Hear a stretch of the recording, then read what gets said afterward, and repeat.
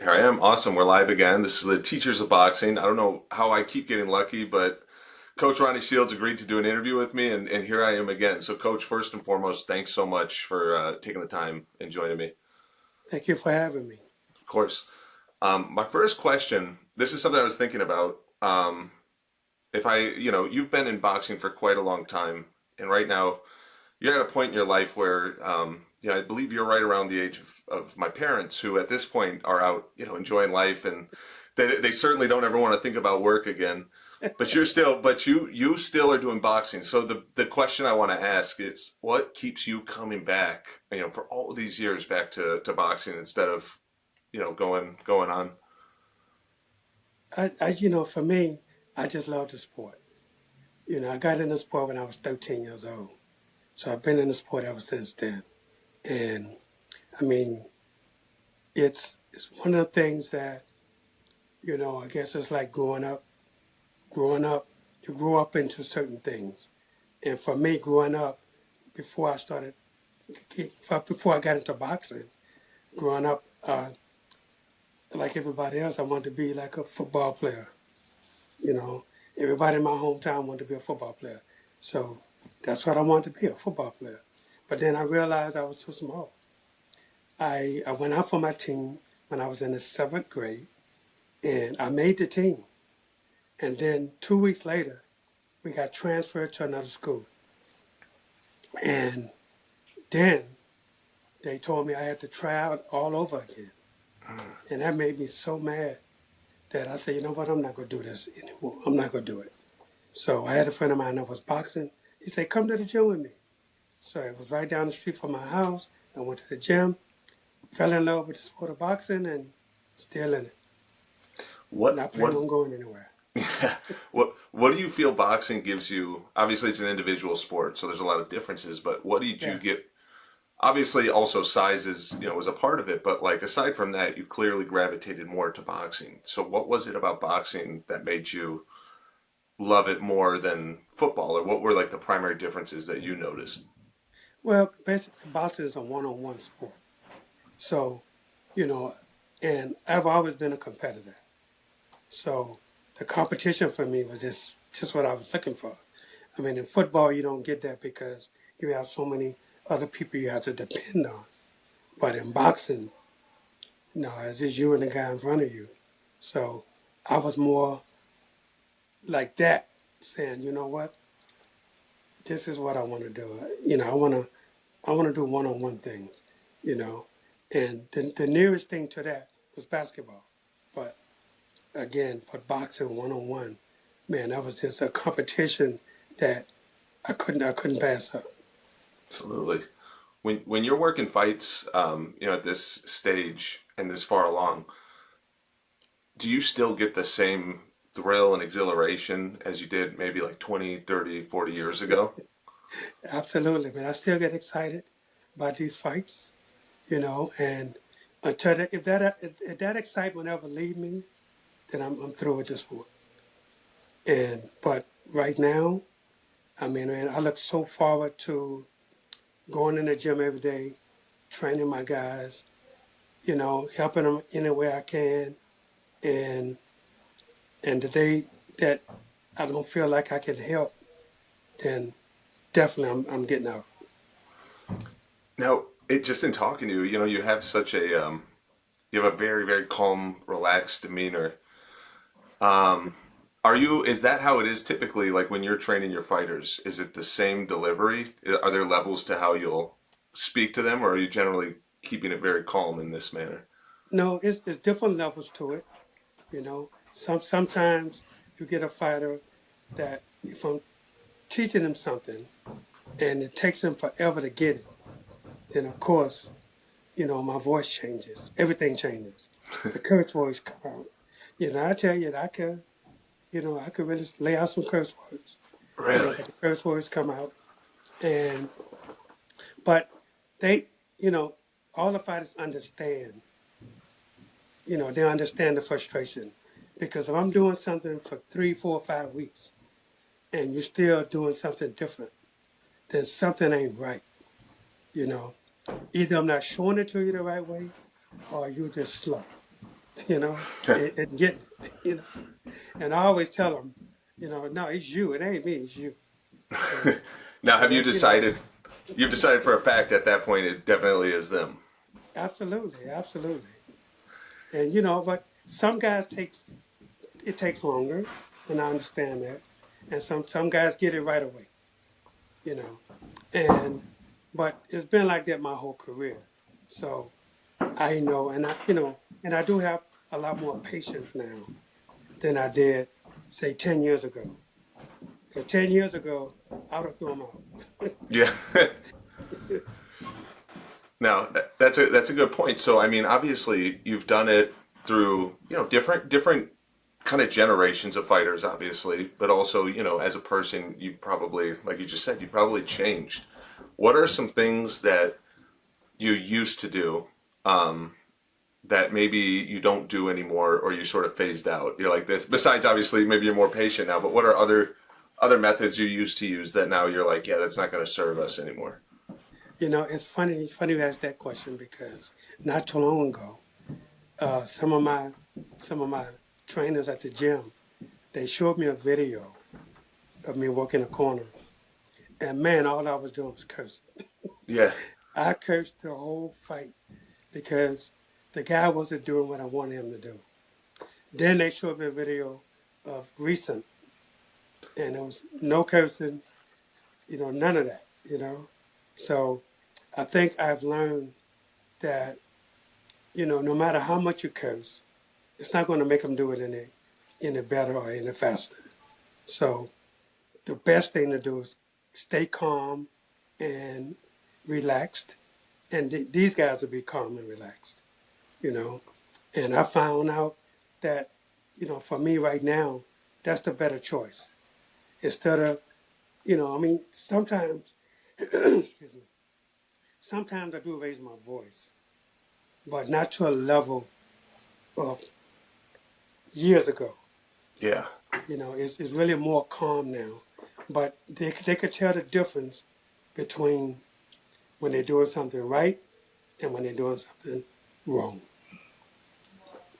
Gotcha. So the cursing, the yelling, all of that, I have to imagine. Obviously, I know Duva. I know what his history was. I got to imagine in your years with him, you probably picked up. Were you not like that before him, or do you feel like you sort of picked up the tendencies to coach that way from him? Oh no, I picked up a lot of stuff from Ludova. I picked up a lot of stuff from Georgie Benton. You know, being in the gym with those guys, man. Yeah, I picked up a lot of habits from them. Were there ever any? Because obviously, both of them, they're both legends in their own Yes. respect, and they both do it a little bit differently. Were there ever times where you saw them disagree on how to handle a specific situation? And Oh, yes. Oh, absolutely. That was all the time.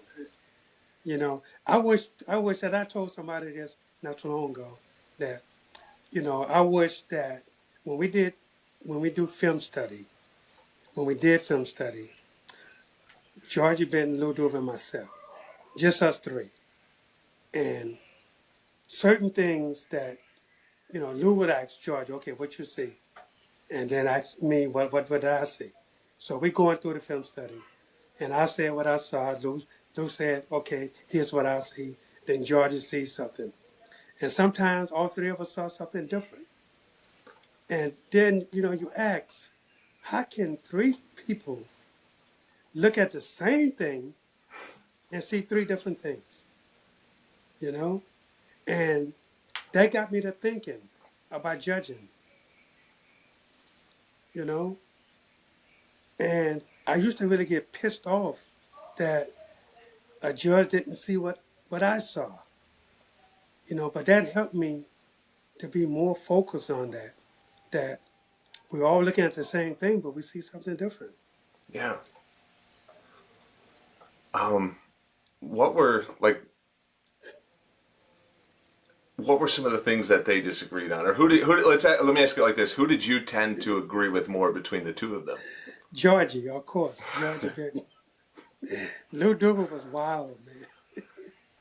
It was, but it wasn't arguments. You know, the disagreement was okay. And Georgia used to say, "Look, Lou, here's what you got to do. Here's what we got to do. We got to show him how to do this. And Lou would say, no, no, no, no. But he need to do it this way. And Georgia used to say, how many times you been in the ring, Lou? You don't know how to move your feet. You don't know how to do it this way or that way.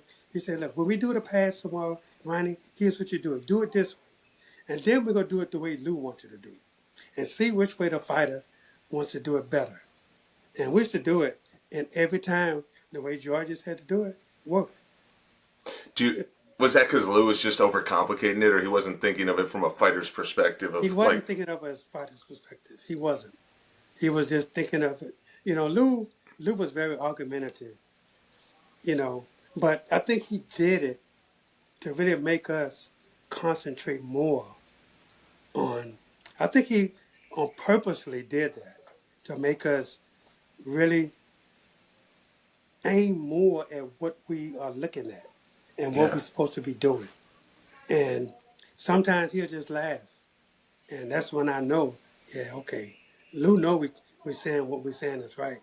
But he yeah. just want us more focused on when we're showing him things, he want us more focused on what we think is the right way to do it.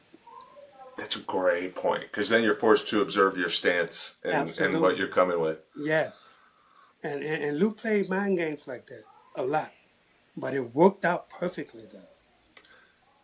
Now, do you feel like I mean, obviously, as a trainer, I've done a few of these episodes now, and I've started to notice there are so many little things that trainers do that nobody notices, but they're all very psychological to drive the fighter to be as successful as possible. Were there any tricks that you noticed that Lou had used like that in a fight, or like anything in particular where you're like, hey, this was the right button to push at the right time? Oh yeah. I've seen Lou tell fighters, look man, they come back to the corner, they know they won that round. And Lou will sit down and tell them, you lost that round. What are you doing? Why are you smiling? You lost that round. And the guy, now that make him think, I lost that round? Are you serious? I lost that round? Yeah, you lost that round. Now get out there and I need you to do better than you just did. And man, and it may sound confusing, but it works. It works. Guys go out and do and say, I gotta do better than I did that last round then. And they go out and they do it. It's a simple trick to get a guy to fight to another level if he's already at that Absolutely. level, so he And doesn't go that's into and, cruise control. and that's what he did it for. He used to tell me stories about Rocky Marciano, about all of those guys that he used to hang around with. And their trainers used to play mind games with them like that. To make them think, okay, they come back smiling. He was, what you smiling for? You lost that round. You mean to tell me you think you smiling? What you smiling for? You didn't do nothing. Now that all of a sudden you see a facial expression of like, I thought I did good that round. Well, you know what? You on the inside looking out. I'm on the outside looking in. I see you better than you see yourself. And that that really gets to a fighter. Yeah. Now, speaking of that too, one thing, and again, don't have to name any fighters, and I'm not asking you to, but one thing that's been a common theme as I've done this is, as you become more established, you can get, as you have, like you'll get a great talent to want to come and work with you, but they're established. They might already be a champion, or maybe they just lost the championship and they're looking for a new start. What are the biggest challenges of getting a guy who's already so established in his career and having to start over? But the number one thing is you got to let them know that they don't know everything.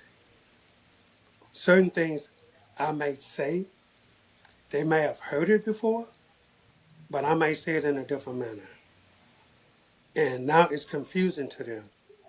I may show them the same thing they've been doing, but I may do it a little bit different. So they they really and truly now I done caught their mind. They want to know, well, I thought I was doing that already. No, you wasn't doing it. You're not doing it the right way. You've been doing it wrong all this time. And I might show them just a little step that's just a little bit different the way they doing it. Show them a little step that change their life forever. How hard is it to teach an old dog new tricks, though? It's not. It's really easy because they already know it. They are, believe it or not, a lot of fighters already know how to do it. But you just show them, like I say, in a different way. You show the same thing in a different way. Just something, just tweak a little something, and they get it. And all of a sudden, they'll say, I thought I was doing it this way. But, it might be a foot movement or any little thing that changes it just a little bit. And it may enhance the power a little bit more, you know, make them throw their power in a little bit more than they normally would do it. And it changes everything. Now you got their attention. Now, when you're building a fighter up, and you're looking at the psychological piece, there we hear like some of the legendary stories. You hear like Cuss with Tyson, and it's like he literally changed his whole mind, and it was brilliant. And you hear stories of Manny Stewart doing, like just creating champions out of like nowhere, and Yep. their mindset is like so built in. How much of that is important, and like what? I guess the first question is how important is that to focus on a fighter's psyche? I think that's very important. You know, when I went out on my own after the split from main events and the split from Georgia Benton, and I was on my own. I used to call him Manuel Stewart all the time. And he used to help me out so much, you know. And I've always called Georgia Benton too. I used to call him up all the time. And I even called Lou up, say, hey man, I'm stuck on something. I need this, I need that, you know. So, but with a fighter, you know, in order for a fighter to achieve and to keep learning more, you gotta make him believe in everything that you're doing is the right way, And sometimes some fighters they go with it, and some of them don't. But but the most important thing is they have to know that you've seen everything, and they haven't. They haven't seen it all. And even like with a guy like a Mike Tyson, it's certain things that, like when I was hired to train him for the Lennox Lewis fight, I know Mike's seen and heard everything, but he's seen and heard all the harder things. When I went in, I made everything simple. And he was like, wow, nobody ever explained it to me that way, you know. But I just kept it real simple. I didn't make it hard for him to try to figure out or nothing like that. I made it really simple. And I showed him a few tricks that he said, man, I never knew this. I never knew I could do this. I showed him a few things that he never did before. That's got his attention. And that really helped me a lot because then he started doing things that I wanted him to do. And it made it simple. And when you start going into that process, my assumption is you're probably going to start with the things that are the easiest things to teach him, or the things that he's going to be most impressed by, but they're very simple. So you can Yes, create that belief in your process very early on. absolutely.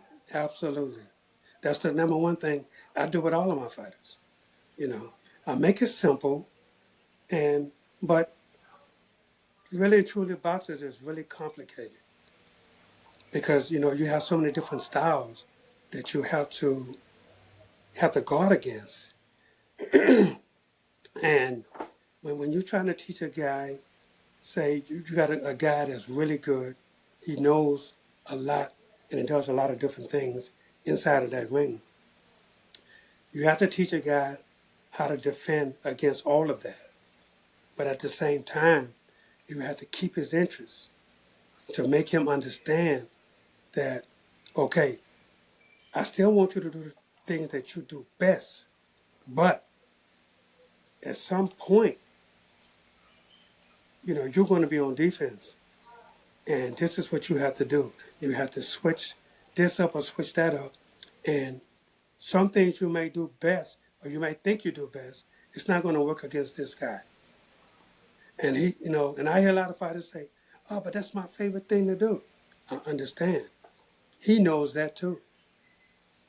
So you got to put it.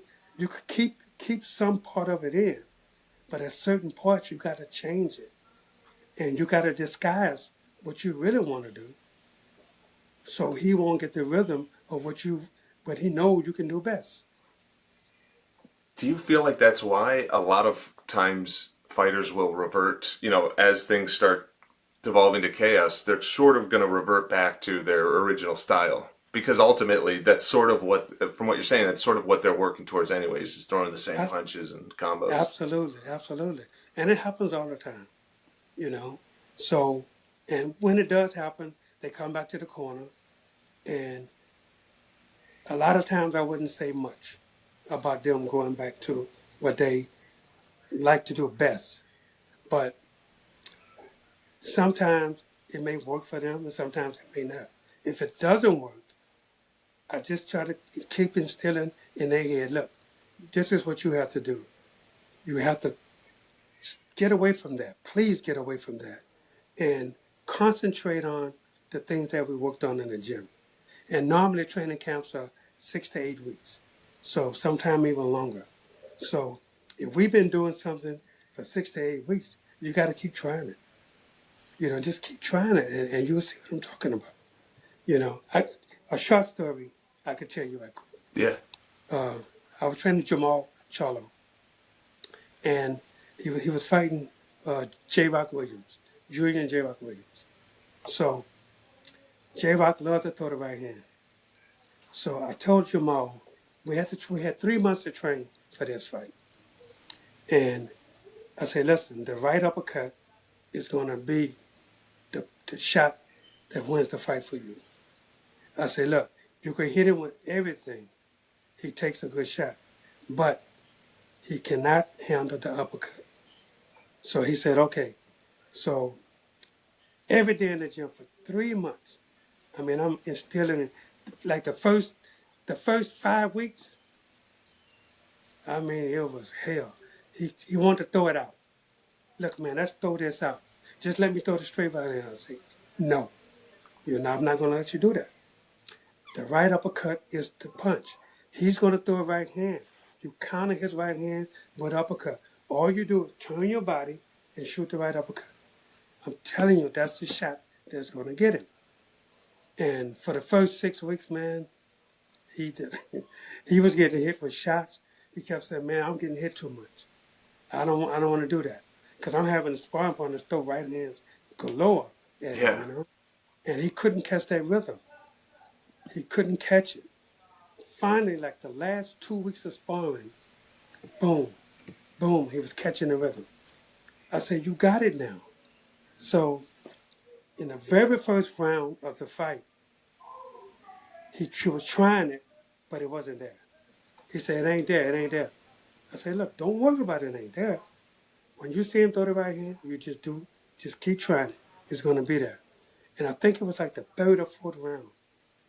J-Rock threw the right hand, and man, he turned and boom, hit him with that right uppercut.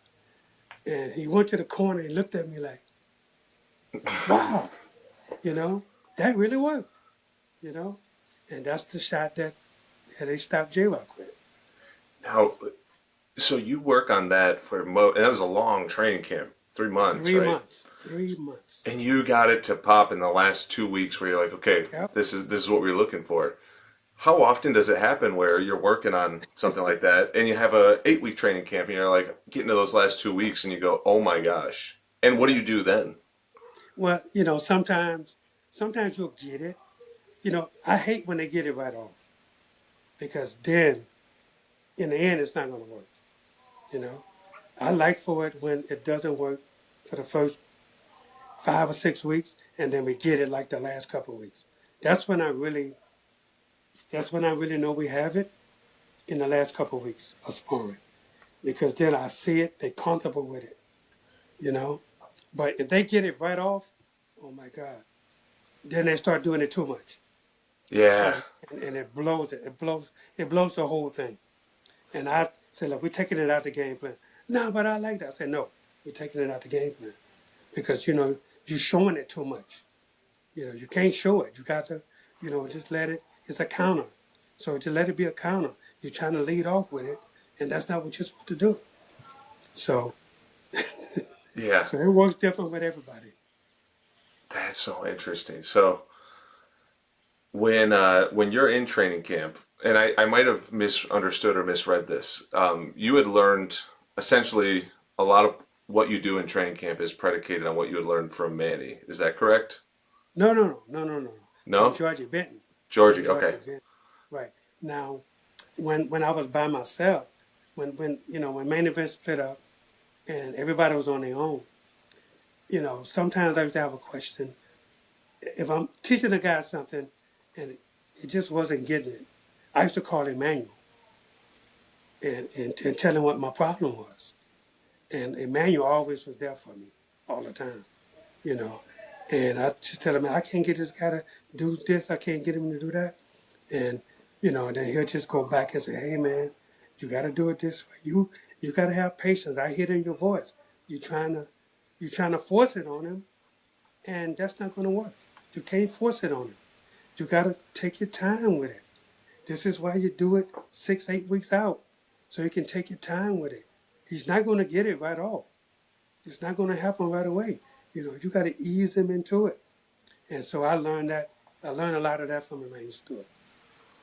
Gotcha. That was his thing too. I remember reading he had written about, how he loved to garden. He was a gardener. And he's like, Yeah, look, when you plant the seeds, it takes, I don't know, it's like 50 days for it to grow. You might get it 2 days early, but not earlier than that. So he always had an appreciation for like taking the time for something to grow as it's supposed to. that's it.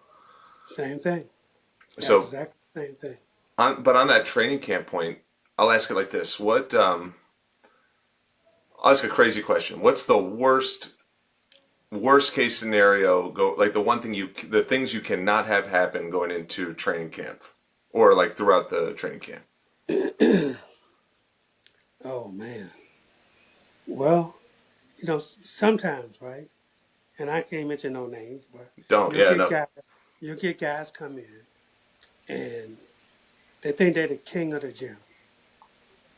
They come in and they be boastful about everything. You know, and especially guys sometimes that they just want a big fight. Now they're coming back because they get ready to fight again.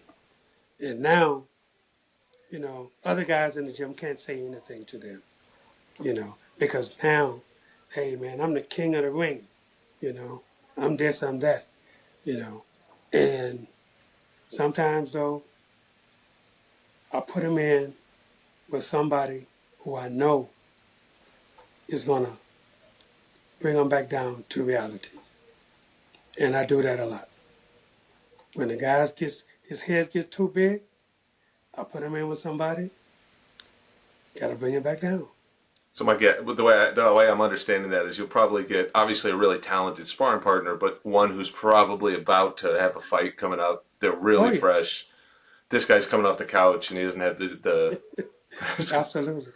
how much do you see that working? Like what's the change in their Oh, it demeanor? works all the time. It works all the time because then I go and tell them. So don't bring your last fight to my gym. Yeah, you did great against that guy, but this is somebody different now. This is the gym.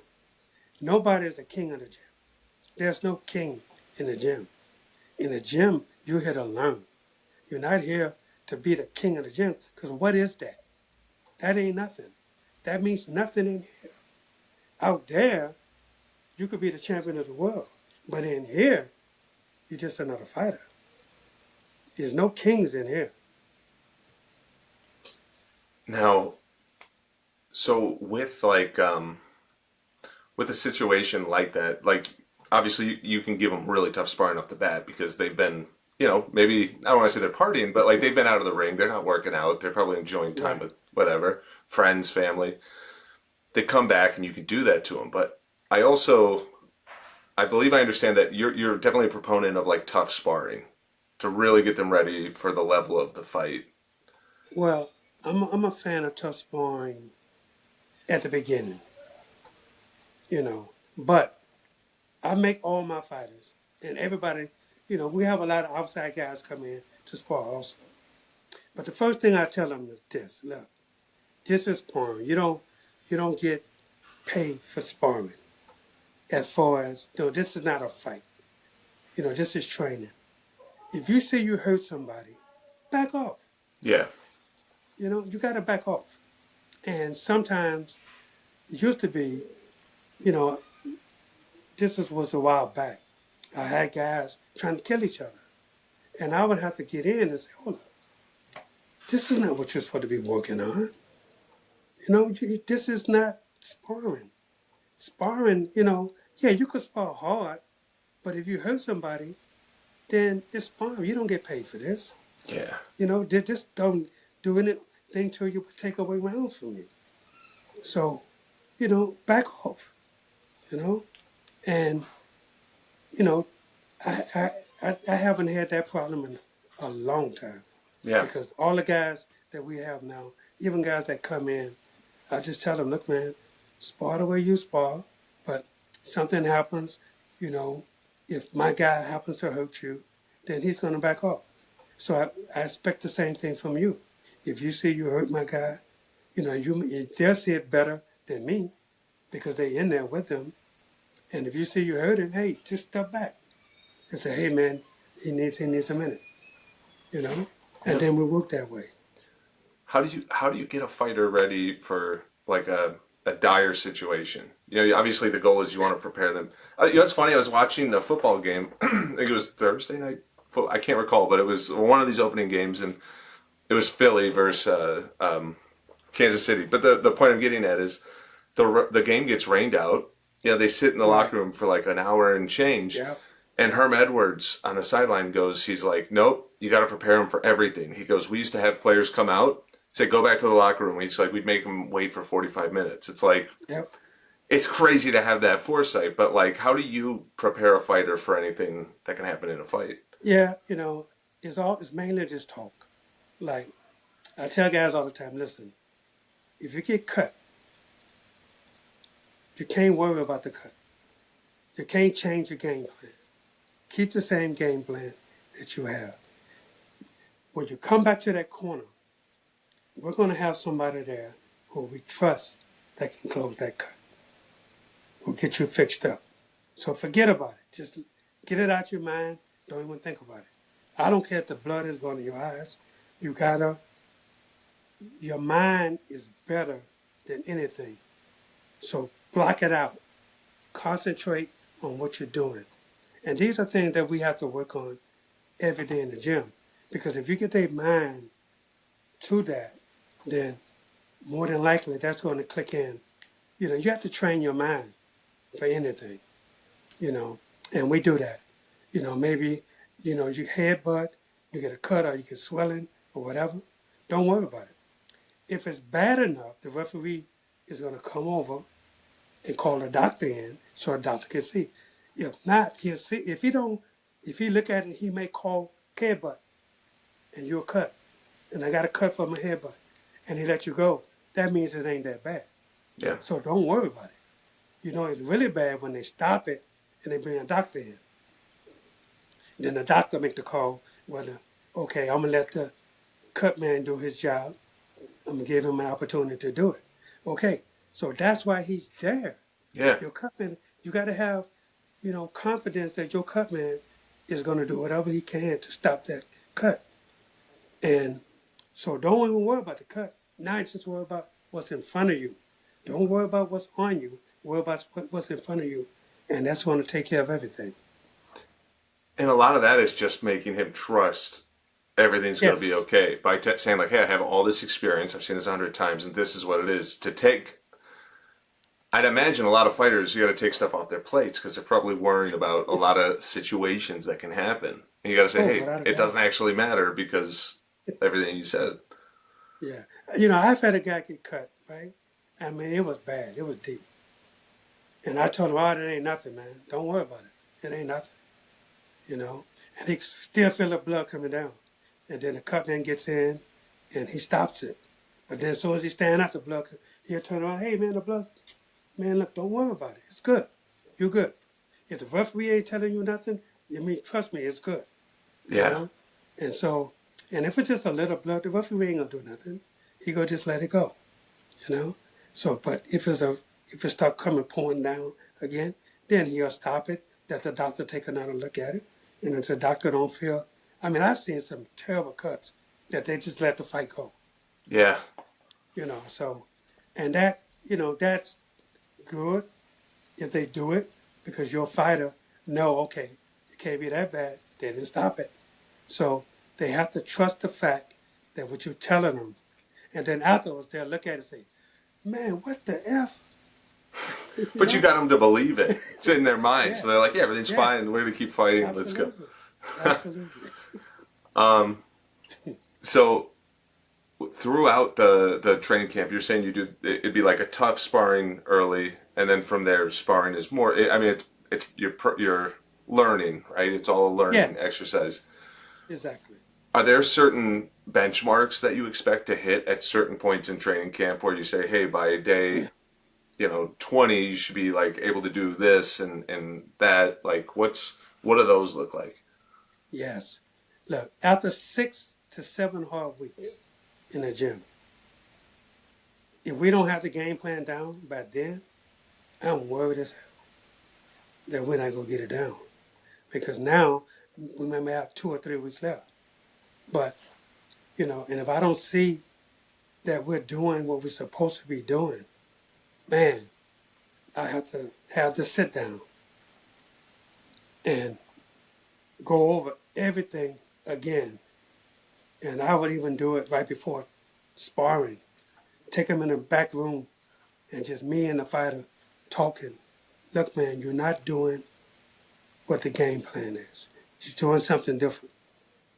Focus on what we train for, and then it's going to work for you. But you gotta believe it, and you gotta just keep working on it. Don't worry about anything. Just worry about what you're doing to make sure it's right. And I've had it come down to like the last week of sparring, and then we ain't got it then because now we're coming down. We Yeah. can't stay at that high level. We got to bring the sparring down. And man, I've had it to where you know the guy didn't get it at all. But you know what? We get to the fight, bam, it's there.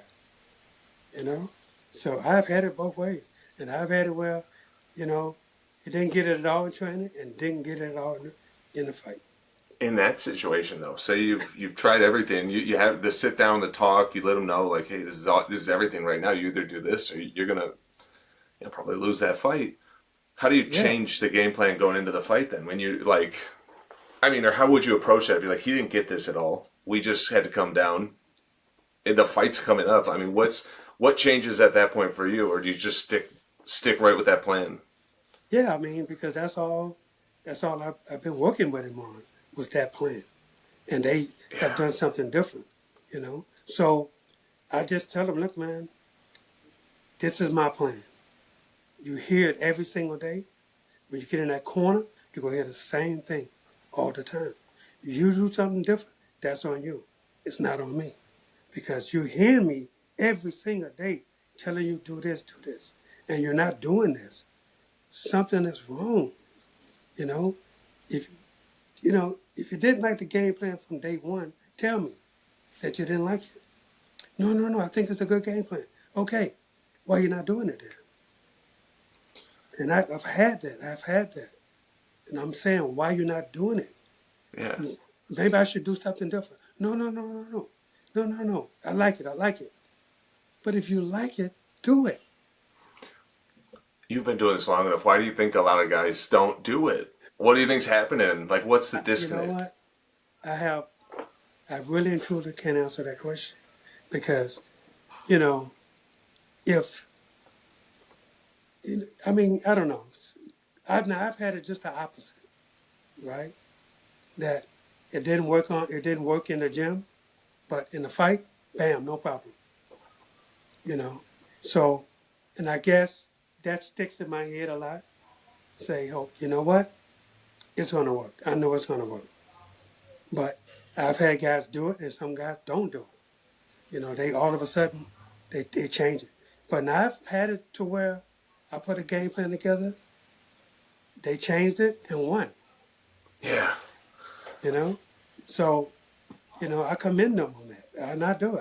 I tell them, look, man, I was wrong. You was right. Is it It hard? happens. Is it hard though? I mean, because that same guy you're gonna have to go with and fight again. Is it hard to maintain trust if you had a whole game plan, he goes off the plan and pulls it off?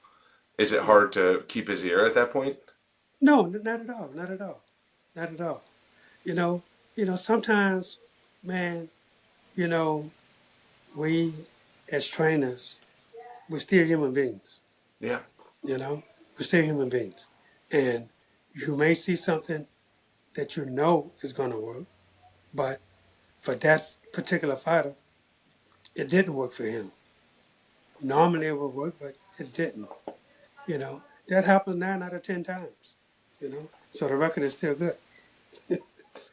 I mean, it's a good point too. Like if you look at, you could take Floyd Mayweather and Manny Pacquiao, who were both around the same time, same weight class, Right. completely different styles, but they Yep. both were great. They both were Yep. able to achieve great things, just very, very differently. Yep. So do you feel like being able to observe that and say, "Hey, you were right. That worked." Does Oh that yeah. typically maintain the respect? I have no problems in telling a fighter he was right. You know, but here's the thing, right? If we doing game planning, we're looking at tape together, and I'm showing him something, and then he said, you know what? Yeah, I think that'll work. But then you get in there and you don't do it. In your mind you think it'll work, but okay, why didn't you do it then? If your mind didn't, if your mind told you it'll work, but you didn't do it, you did something else that did work. You know, so it's like I said, it's a catch 52. Sometimes some things you may do for 6 8 weeks works, sometimes it don't. Sometimes though, I hate when we're in the gym and we do something for 8 weeks and it works every time. But then you get in a fight and bam, it blows up. It don't work, you know? And now that's why you have to make adjustments, Yeah, you know? And we do, you have to make those adjustments for things that saying, man, this is supposed to work, but it's not working. So look, let's go to plan B. how do you know when to pull that plug though? Because when you were talking about Charlo with the uppercut, he was doing it, and it's like, hey, it's not landing in the fight now. How do you know to stick with it or to say, hey, it's Plan B? Like, what's the Well, indicator? because it was only the first couple rounds that it didn't wasn't working. True. So, and by the fourth round, I think it was the fourth round, the third or fourth round is when they stopped it. So, it wasn't like we're doing it. And if it wasn't working for 7 rounds, I Yeah. know to pull a plug on it. Yeah. I would definitely pull a plug on it. If it wasn't working for like 7 rounds, then I'm definitely gonna pull a plug on that and concentrate on something else. But in the meantime, I'm not just looking at that shot. We still got to do other things to win the fight. You know, but that's our go-to. Yeah. When J Rock was throwing that right hand, that's our go-to is to turn and throw that uppercut. Absolutely. I mean, especially because at least you're returning something. I mean, Yes, even if you're not landing it or it's not landing clean, at least right, you're returning fire. So a lot of judges will see absolutely, that and versus, and that put the guy on alert. yep, That put the fighters on alert. Okay, I see what he's trying to do when I throw the right hand. And sometimes they're not going to throw that right hand because they know that uppercut is going to come. yeah, you could disarm him, or if you don't disarm him, and he keeps throwing it. Now you still have that opportunity to land it, but still Absolutely. aesthetically better than to the judges, I would imagine, than moving backwards or just like going into the high guard. Like at least you're showing something where they're like, okay, this is an exchange. This isn't a one-sided. Because if a guy does that enough times in a round, even if he's not landing, that's his Right. round, you know? That's exactly. Um, Exactly. Watching film, this one is such an interesting thing to me, and the reason why was I had a chance to interview Buddy McGirt right before the whole thing came out, where everyone made a big to do about him not watching film, and I also thought it was like I just don't see the disadvantage to watching film. So like to that extent, obviously you're avid about not just watching film but watching it with the fighter. What How does that process go? Because I'm imagining the fighter's looking for certain things as well as you, and there's a conversation. Well, I mean, I don't. I do a lot of film study on my own, but certain things that I see a fighter does best, I'm going to sit the fighter down in the gym, and I'm telling him, I'll bring him over. Hey, you need to see this, and I might show him 3 straight fights in a row where this guy did the same thing, and it worked for him. So I just want him to be conscious of that, what I see. So, and I tell the fighters all the time, and look, everybody don't watch film. They don't. I mean, but that's up to them. But for me, I like to see what's in front of me, Yeah. you know, and I like, if a guy's getting knockouts every fight, it may be that same punch that he's doing it with, or he could disguise it and make it look like it's something else, but then turn around, it's the same thing. I need to see what that is. And just taking a step back, when you were talking about showing him that a punch worked, are you referring to you showing a fighter his own tape of like the last three fights? Yes, I do. I show a fighter his own tape and say, look, man, this is what you did. You know, look, you did this, you did this, you did this, and you did it good. So I'm not going to take that away. I'm going to keep that. But if I see something that'll work against the other guy also, because the other guy is looking and say, hey, I got to watch out for this, I got to watch out for that. So we got to disguise certain punches now before you do this punch again, because he's looking for that now. Yeah, So you show him something different, and then you spring it on him. So, there's certain things that you have to do to disguise your punches in order for it to make like him to look for, he's looking for one thing. And so you got to disguise it to make it seem like something different. absolutely. And you can also reinforce if a guy tried something he doesn't normally use, you could be like, hey, by the way, when you were using it, look at this. And you can kind of There you go. reinforce it. Absolutely. Um, are there ways you can sort of, I don't want to say trick, that sounds like so bad, but like, are there ways you can get a fighter to notice things for himself watching film? Oh, yeah, absolutely. Absolutely. And you have to do that at times. Yeah. You have to do that. You know, sometimes, like, I tell a fighter, I say, hey, man, in the gym, I'll pull him aside. Look, man, I want you to watch this. And I want you to go home and I want you to look at this tape. And I want you to show me tomorrow. I'm going to ask you a question about this. And I'm going to see if you can answer. So they don't know what question I'm going to ask. So I know they're going to watch, they have to watch the whole thing because they don't know what I'm going to ask.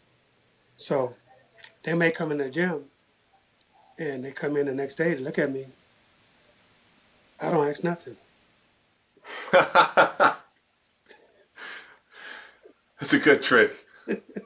That's funny. But then they're gonna watch it way because it's a game. Now they want to win, and Absolutely. they're like I'm gonna be able Because to answer this. I may Watch. come a couple of days later and say, hey, man, you know what? I forgot to ask you this question. You know, now, boom, they going to answer it right away because I know they've been watching. Gotcha. So in watching film, have you ever go a little sideways? Maybe this sounds crazy, but have you ever had a guy watch another fighter, like maybe a past fighter, and you say like, hey, did you notice how? I don't know, like how Sugar Ray Robinson. Did you notice how he takes his step and how it works for him to kind of show them what could be, or it doesn't have to be Oh, yeah. Sugar, but it could be like another. I imagine you can't show him another fighter who's currently fighting because the ego is going to be too big. You know what I mean? Like I can't imagine they could handle that. Right. You gotta go No, to like a that's legend. true. That's no, but yeah, I show these guys different things from way back. You know, I might show something from Sugar vs. Sugar Ray Leonard did. You know what Aaron Pryor did. You know, it depends on their style. Yeah, I may go back and show them, hey man, look at this. Check this out. You know, and these guys they'll get it. You know, they will get it. You know, and I used to show guys all the time.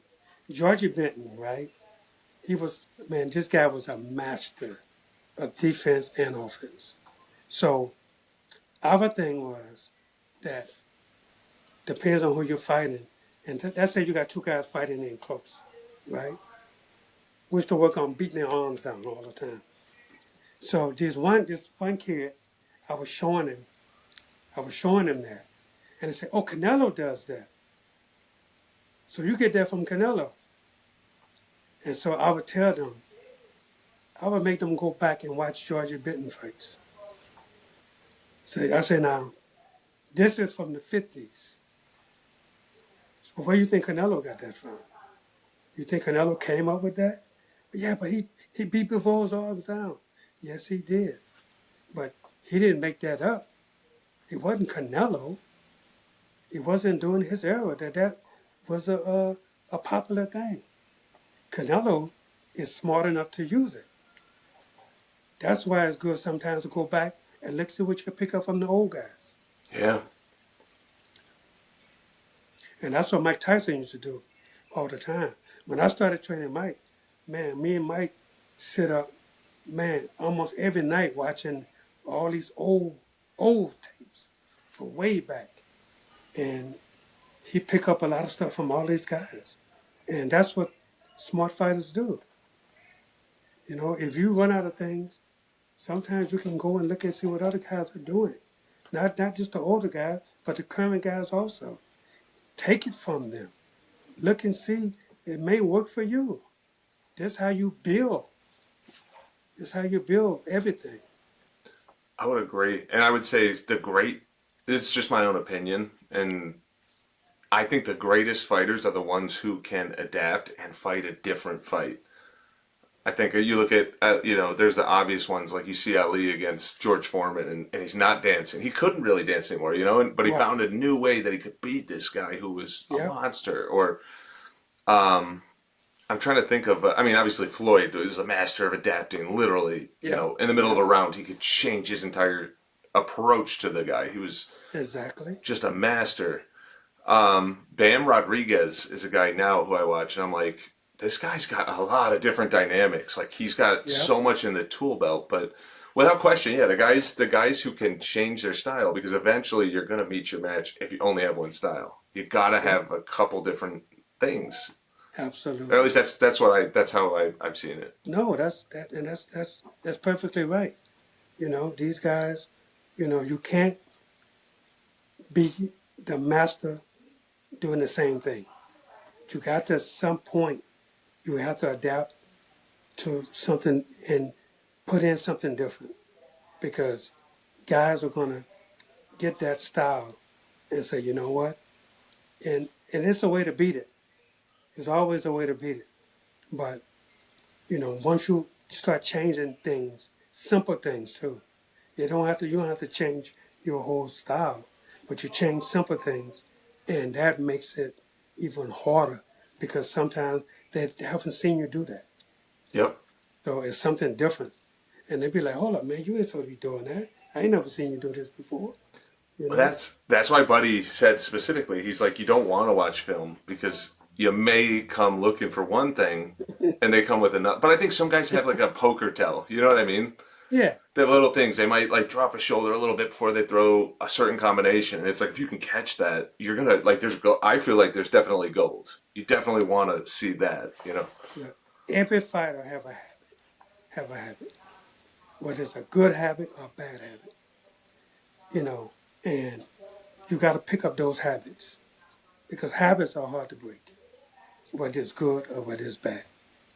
And so if you're winning doing certain things, take Usyk for instance. Yeah.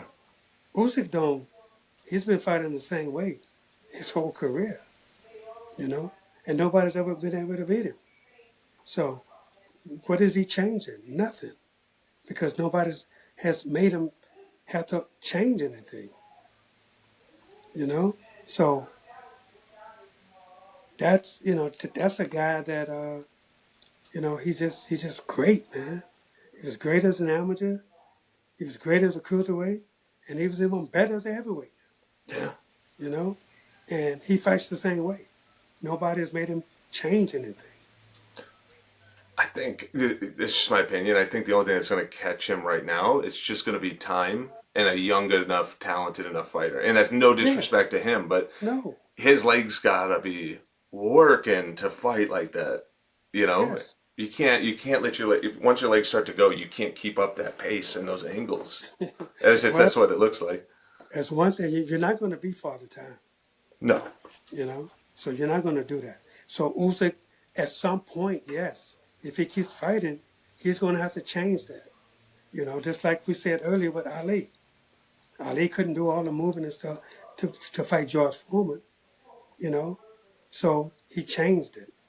You know, and he lured George in. And fought George close, and George wasn't expecting that. Yeah. You know what's wild about that fight?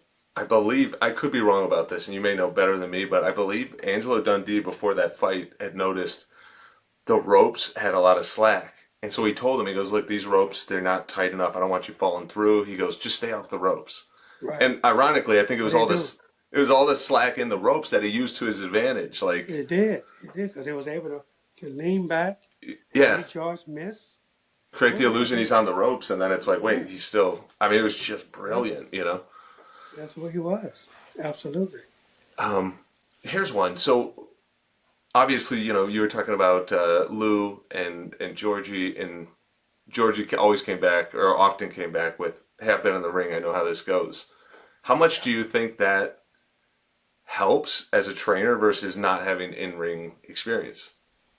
Oh, it helps tremendously.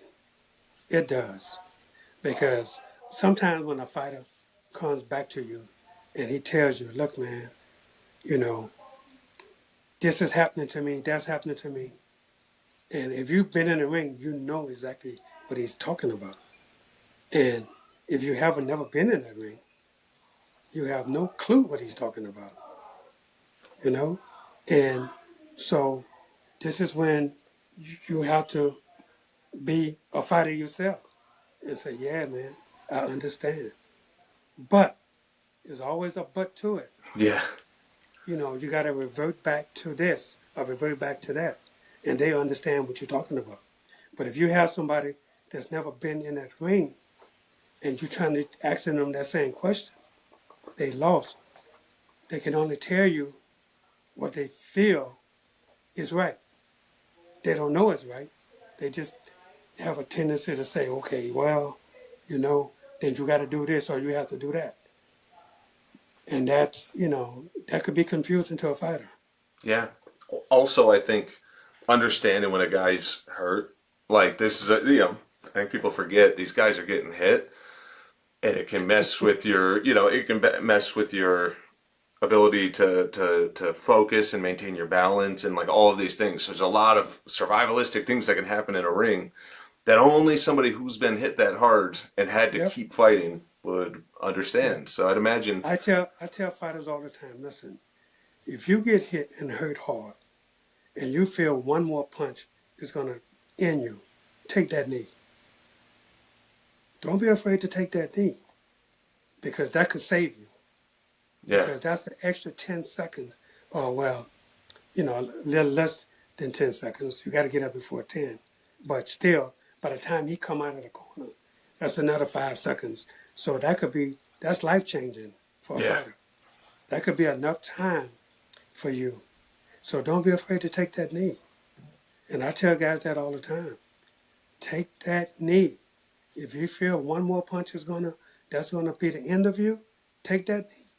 Don't be afraid to do that. How much, and that actually brings up a good point. How much do you feel it's the trainer's obligation to toss the towel when enough's enough? Like saving a fighter from himself, or is Oh, that? you have to, you have to do that. Because that's, you have to know your fighter. And most trainers do know their fighter. They know when your fighter's had enough, you know. And I've had to stop a few fights before, because I know when my guys had enough, you know. And that's the hardest thing in the world, because being a fighter and a fighter before, I know that, you know, being hurt, I've never been stopped before, but I've had to stop fights before, because I saw my guy was going to really get hurt bad. You know, it's not worth your life. You know, you hear people saying, "Oh, I die for this. I do it." No, you're not. You don't want to do that. You know, it's okay to be brave, but to be stupid Yeah, when when And I've seen guys take a beating, go back to that corner, and they won't stop the fight because some kind of way they figure, "Oh, my guy can come back." You know, oh no, when you see them walk to that corner, and sometimes you know, inspectors would doctors would go in that corner and take a look. And but doctors are looking for the trainer to say, "Hey man, I think he's had enough." yeah. But they won't get that because some trainers will not stop the fight. They won't. They'll let their guy go back out there. I You think know? also you gotta. If you throw in the towel, maybe people will say, "Oh, you shouldn't have done that." But if a fighter quits on his stool too, because he has to make that decision for himself, you can save him from going through that moment. You Oh know, my God, I, yeah, I, I always feel yeah, so bad for a fighter when he has to say like, I can't do it anymore. It's like there should be something whispered between the trainer and the fighter, and yep. just keep it between the two of you. You don't have to do that to him. He's No, giving you everything. You know. I've seen guys that I know they're hurt. They come back to the corner and sit down, and when I look in their eyes, I know. I say, "Hey, you had enough. I'm gonna call it." And they'll look at me. I say, "Look, man, I'm the trainer. I'm calling it. Just please let me save you from yourself." And they'll be like, "Okay, you know best." So, and I've had to do that. That's gotta be the And hardest the thing thing. about this, it's hard because you know the guy wants to give you everything, but at the same time, it's not worth it. Him taking a beating, and then he'll never be able to come back from that. I've seen that before. I've seen guys that have never been the same, you know, and it's not a good feeling Yeah. knowing that, seeing something like that, that you know that they're not going to ever be the same again, you know. And if you stop it in time, then, these guys normally come back and they come back better than ever. So, but one thing I was taught, never ever be afraid to stop the fight.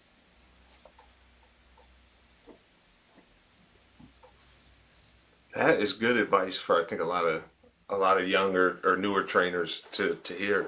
Like it is critical. It's not worth dying for. And the It's truth is, not. too many guys have lost their lives in the ring, and it You know probably what? could have been And avoided. didn't that happen in Japan? Three guys died in Japan on the same night. Did they? I didn't know about that. Yeah, yeah. It was up. It happened like about 3 weeks ago. Oh my goodness! Yeah, I think three died in one night. You might want to Google that, but I'm pretty sure that happened. I gotta look that up. That's crazy. I mean, but even so, I mean, the mortality rate in boxing is obviously it's a real thing. Like Oh yeah, you could, people do. Good fighters who are in the fight have passed away just by taking too much punishment over too many rounds. yeah. And but you got to understand too, right? A lot of that happens in training. Training, losing weight. You know, Yeah, I've seen guys that's terrible, man. Losing that weight, And, it's just, especially back in my day, because we had the same day weigh-ins, Yeah. and it was tough, man. Like the weigh-ins started at 2 o'clock in the afternoon. That's tough because you hardly got a chance to go get something to eat because the Yeah. fight started at 6. You know, Doesn't that also like?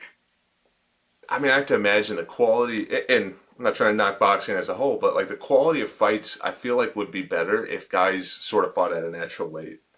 Because even if you do it the day before, you're still dehydrating your body. You're oh depleting it yeah, of all this nutrition, putting it through.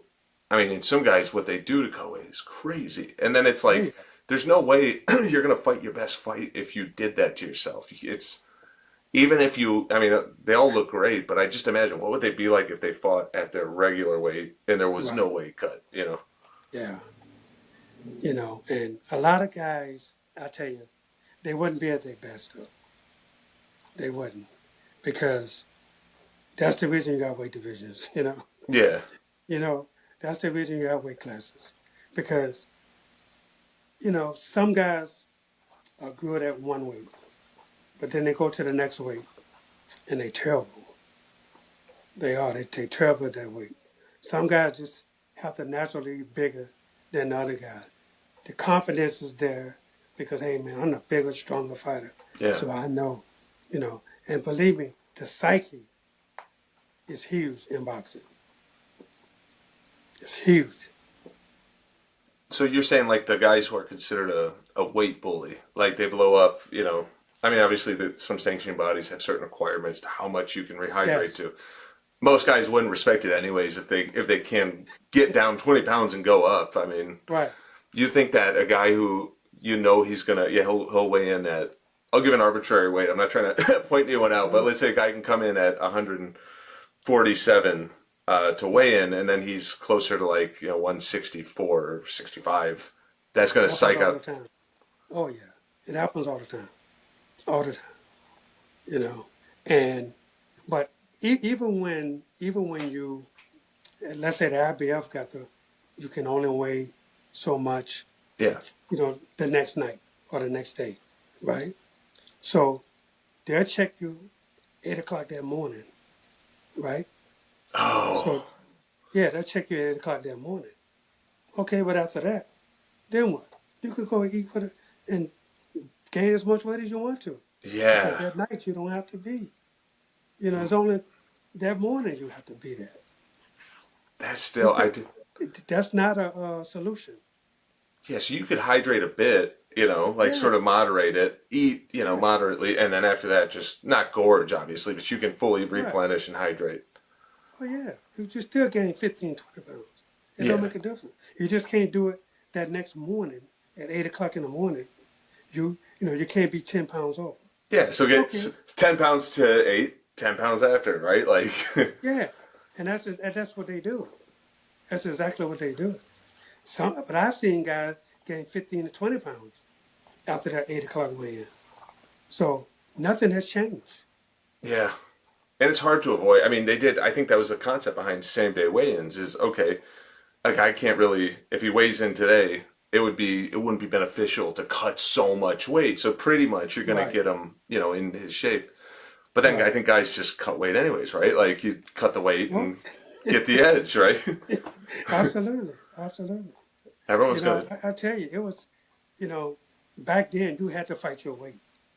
yeah, You had to because there was no way you was go lose 20 pounds to gain 20 pounds because yeah. you couldn't gain 20 pounds in 2 hours or 3 hours. Because now you got to fight. You know, but I'm telling you, man, the weigh-ins at 2, 3 o'clock in the afternoon. The fight is 7 o'clock that night. So you're talking about 5 hours. Yeah. And just think, if you had to lose weight, still, they give you 2 hours to lose weight, right? So Oh if you my. come back at 4 o'clock and you're on the scale, now you got 3 hours before fight starts. And by the way, you're killing Killing you. yourself to get to Yeah. that. And then 3 hours, and then you're getting into the dressing room, wrapping your hands. You Yes. can't even eat like a Absolutely. cheeseburger. Well, you, Yeah. you eat some food. you know, you're bloated now. Yeah. Yeah. But That's that's the way it crazy. was back in the day. That's how it was. Coach, It was hard, man. I think we're right around the hour mark. I'm gonna ask you two more questions and I'll let you go. And I want to say thank you so much. This has been like Oh, no an problem. absolute pleasure for me. Thank you so much. First question, something for young fighters that they can understand and take home with them. What are three things that you think a fighter it would be extremely beneficial for them to have coming into boxing? Like a young kid coming in, what are the three things you'd tell them? Well, the first thing is, I think, you got to have an amateur career first. You know, I've seen some guys have one or two amateur fights and want to jump right into pros. I think, have a career, an amateur career, 4 to 5 years, fight as much as possible. You're going to learn everything because you're going to see so many different styles in amateurs that you really and truly need. Second of all, learn about nutrition because that's so important to for when they do turn professional to know how to hydrate your body back up and do it the right way, not cheating and doing it the wrong way. They got to know the ins and outs of their body. Study your body. Be conscious of whether you put it inside your body, thinking that you just got to know whatever you put in is going to be good for you, and it's going to help you tremendously in the fight game. And thirdly, I would tell all fighters, you know, watch tape. I know a lot of people don't like to watch it, but watch it. Don't just depend on the trainer or the coach to watch tape. You're the one got to get in there with that fighter. You got to know everything about him. You need to know everything about him. See what he does best.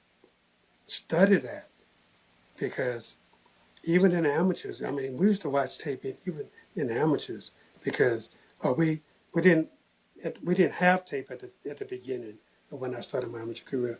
But what we did was we had other fighters to go look because we might be fighting at the same time, and that's my next opponent. Whoever wins, I'm fighting them next. So we have one guy watching this guy, one guy watching the other guy, and whoever wins, who the guy that won, that guy would come to me and say, "Hey man, okay, here's what he does best," because we didn't have video. So this guy does this best. So you got to watch this with your style. You got to do this. You got to do that. Do that. And that's how we came up. That's how I came up in the amateurs. We had other fighters to watch those guys. So we fight at the ring at the same time. It might be three rings. So So it's got to piss you off too if someone now isn't watching tape. Save YouTube. You could literally type a guy's name in and find three or easy. four fights of him.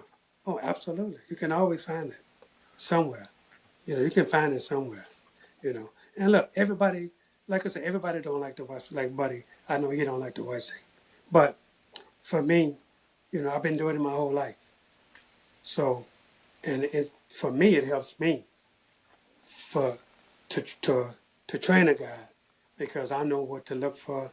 That I know what this guy's favorite thing to do. Yep. He may switch up, of course, but I got to know the adjustments to make for my guy. So, but that's why you make adjustments. It's hard not to know what you going up against, and you're going in blind. That's a hard thing. Yeah. Amateur or pro, when you're going in blind and you don't know anything about the guy. I got to know something. I got to see something, even if it's just one round. I can figure out something.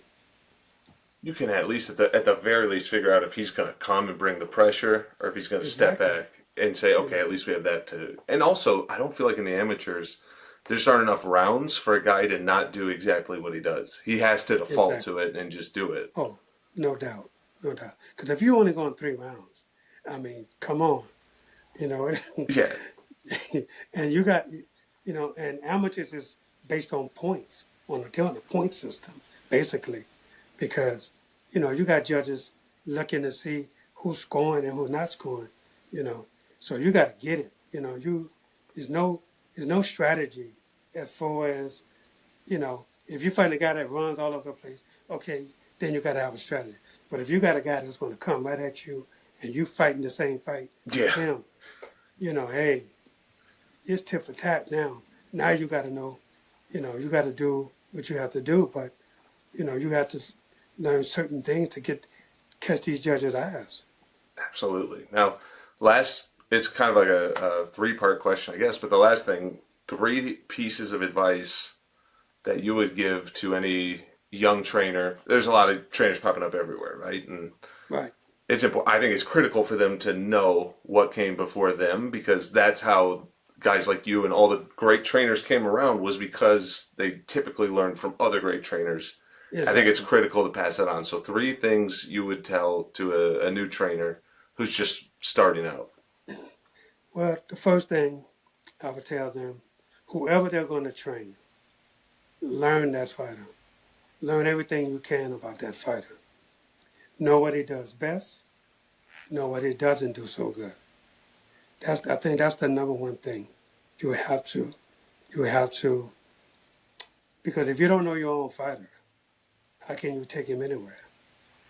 You can't. You're not going to go anywhere with him because you don't know him. You don't know what he can do best.